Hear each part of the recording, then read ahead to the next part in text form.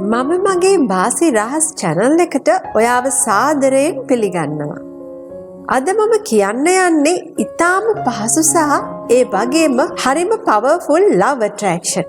ආදරය ආකර්ෂණය කරගන්න පුළුවන් trick එකක්. මේකෙන් හරිම ඉක්මනට සාර්ථක වෙන්න පුළුවන්. ඒ සඳහා අපිට ගොඩක් දේවල් අවශ්‍ය නැහැ. හරිම පහසුයි. අපිට රතු පැන්නක් සහ සුදු පාට හිස් කොලයක් විතරයි ඕන වෙන්නේ. නමුත් ඔයාගේ විශ්වාසය, ධනාත්මක බව හා ඉවසීම නම් තියෙන්නම ඕන. ඒක හරිම වැදගත්. හොඳයි, අපි බලමු මේක කරන විදිය. රතු පෑනක් සහ සුදු කොලයක් මේ විදියට සූදානම් කරගන්න.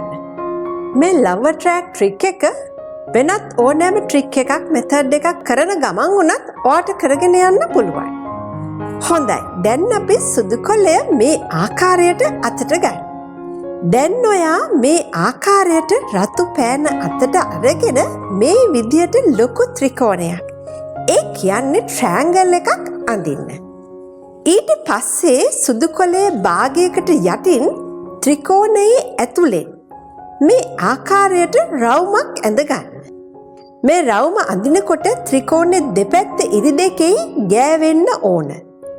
නමුත් රවුමේ හැඩය ගැන අපිට වැදගත් නැහැ. ඒක එහෙම වෙලා ඇද වුණාට කමක් නැහැ. දැන් මේ ත්‍රිකෝණේ මුළු තුනේම මේ ආකාරයට රතු පෑනෙන් කුඩා රවුම් තුනක් ඇඳ ගන්න. මේවා ඇඳ ගන්න අපි කිසිම දෙයක් පාවිච්චි කරන්නේ නැහැ. අතින් තමයි ඇඳ ගන්න ඕන. ඊට පස්සේ අපි ඇඳගත් රවුම ඇතුලේ උඩින්ම ඔයාගේ සහකරුගේ හෝ සහකාරියගේ නම ලියා ගන්න. ඊට යටින් එයාගේ උපන්දිනය මේ විදිහට ලියන්න. ඊටත් යටින් මගේ ආදරය මට ලබා දෙන්න කියලා මේ විදිහට ලියන්න. ඔයාට පැහැදිලි නේද? ඔයාට ඔයා කැමති භාෂාවකින් මේ දේවල් ඔයාට ලියන්න පුළුවන්. හොඳයි, දැන් අපි මේ ලියපු කොලය මේ විදිහට නවා ගන්න. මේ පළමු නැවුම ඔයාගේ පැත්තට තමයි නමා ගන්න ඕනේ. ඊට පස්සේ මේ ආකාරයට තව දෙවතාවක් නවා ගන්න. දැන් ඔයා මේක හොඳට මතක තියාගන්න. මේ කොලය ඔයා ඔයාගේ ළඟින් තියාගන්න ඕන. ඒ කියන්නේ ඔයා ඉන්න තැනක ඔයාට පහසු විදියකට තියාගන්න. ඔයා එළියට යනවා නම් මේක අරගෙන යන්න ඕන. මේ කොලය ඔයාගේ පොකට් එකේ, පර්ස් එකේ, හරි බෑග් එකේ හරි කමක් නැහැ. ඔයා යනකොට දාගෙන යන්න. ඒ වගේම තමයි රැට ඔයා නිදිය ගන්නකොට මතක් කරලා මේ කොලය ඔයාගේ කොට්ටේ යටින් තියාගන්න ඕනේ. මේ ආකාරයට ඔයා දවස් 3ක් මේක කරන්න ඕන. 4 වෙනි දවසේ උදෙන්ම මේ කොලය පුච්චලා දාන්න ඕන. දැන් ඔයාට පැහැදිලිද?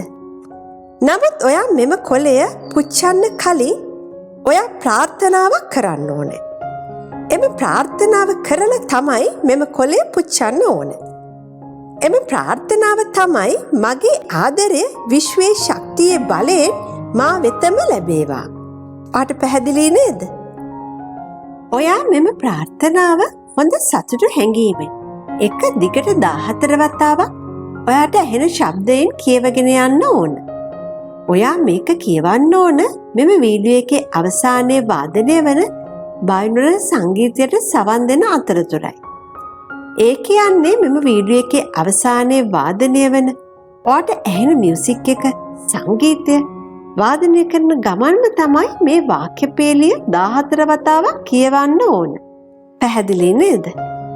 ඔයා හොඳට මතක තියාගන්න ඔයා මෙම ප්‍රාර්ථනාව කරන්න ඕන එම කොලය පුච්චන්න කලින් 4 වෙනි දිනේදී බව.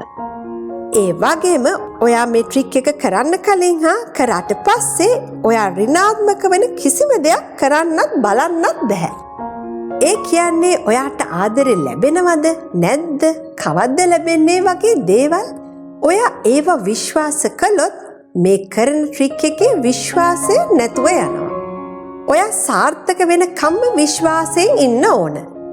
බොරු දේවල් බලලා ඔයාගේ මනස නෙගටිව් වුණොත් ඔයාට කරන දේවල් අසාර්ථක වෙනව විතරක් නෙමෙයි, ඔයාගේ නෙගටිව් වුණ මයින්ඩ් එක නැවත හදාගන්න මහන්සි වෙන්න වෙනවා. ඉතින් කවද්ද වෙන්නේ කොහොමද වෙන්නේ කියලා හිතා ඉන්නේ නැතුව ඔයාගේ මනසේ ශක්තියත් විශ්වයේ ශක්තියත් පමණක් විශ්වාසයට ගන්න.